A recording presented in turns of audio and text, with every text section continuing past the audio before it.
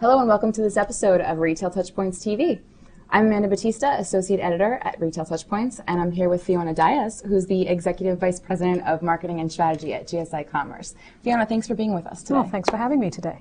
So Fiona and I are going to talk about some general retail industry trends as well as some of the topics that are exclusive to GSI Commerce. So Fiona, GSI Commerce recently acquired Fanatics, which is a licensed sports merchandise retailer online. Can you share more with us about Fanatics and the acquisition? Well, you know, GSI Commerce is a service provider. We service hundreds of brands and retailers with either e-commerce or digital marketing. And so we know a really good company when we see one. And you know, Fanatics is a company that helps college sports teams sell online. So they have the Gators, they have the Buckeyes. They've built a really nice business helping college teams sell merchandise online. And for GSI, we've been helping professional sports leagues sell online. We have them all, the NBA, NHL, NFL. And we know that business really well. Now, I'll tell you, I think, you know, for me, it's been a real education on how this is a great online business. You know, a couple things. One, there are fans all over the world. Right. The Packers won the Super Bowl. Only 24% of the stuff we sold after that was for fans from Wisconsin. The rest are from all over the world. So, you know, one is that, you know, a great fan doesn't necessarily live in the city. Right. And so they could be anywhere, even in China. And then the second is the merchandise. I mean, we have hundreds of teams between Fanatics and GSI with hundreds of thousands of items when you think about all the different players and the different colors of the teams. And so putting all of that stuff in a retail store is just impossible. And so what's great about this business is it really speaks to selling online. Okay, great. So there's some interesting trends that we've seen in retail over the last couple of years. And one of the angles that we've seen is an interest around social shopping. And so RueLala is one of the brands under GSI Commerce. And so the alternative approach to shopping, you know, having an exclusive deal of the day or having a deal only on sale for a certain amount of time until stock is depleted, things like that are kind of interesting concepts. So can you speak to that increased emphasis on deal of the day and how it relates to RueLala? Sure. So I think retailers for a while have had a deal of the day special. So if you go to Target or Walmart or just about any company now, there's a section of their site that's today's special. Right. And I think it comes from the restaurant business, right? What's your special of the day? So retailers pick that up. What to say is different about RueLala is RueLala is a site that really tries to create excitement and engagement with about 3 million customers that are really passionate and addictive. Many of them visit every single day, so it gives you a sense of how much they love the selection.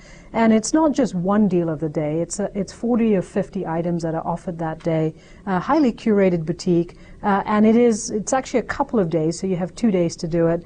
And I will tell you the excitement that it generates from customers to have these great brands at great prices is very different than I think the deal of the day where it's one deal and you know, hope you like it. So that is where I think retailers have to evolve. I'm not sure having just one item on sale, you know, is enough to engage people. Yeah, absolutely. And another offering under GSI Commerce is ShopRunner, which was launched last year, and you're partnering with retailers to deliver 2-day shipping for a flat rate. So what have you seen? You know, we passed Christmas, we passed the holiday shopping season. So what was some of the feedback that you had among retail clients? Sure.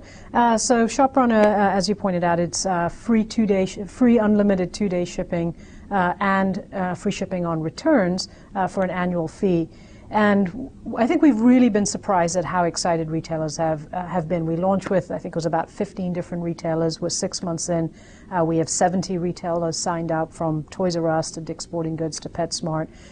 So we've got a lot of traction, and for consumers it's a great deal because you can shop across all these sites and get the 2-day shipping. What I think retailers have been most excited about, though, is it's a great way to acquire customers. Right. So when you think about, you know, who's going to spend $79 a year to join the program, it's people who shop a lot online. They're the best online shoppers.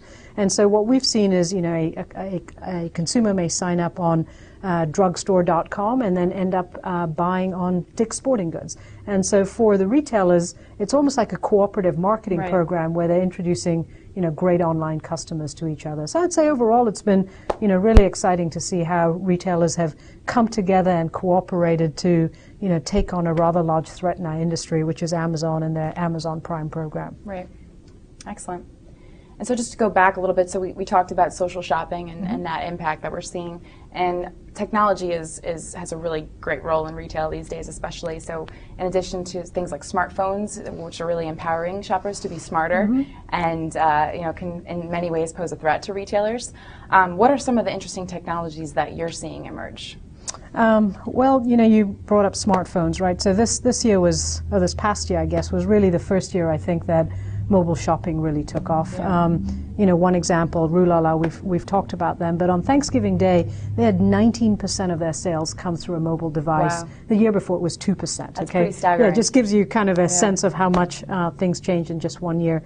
My own favorite is tablets and iPads, and I was just reading a report from Morgan Stanley that said the market's much bigger than anybody would think. There was 16 million tablets sold in 2010, and they're predicting 100 million in 2012, right? So a couple of years. So I think, as you think about it, clearly for consumers, this is a great mobile surfing, mobile shopping device. It's easy to buy on an iPad or a tablet.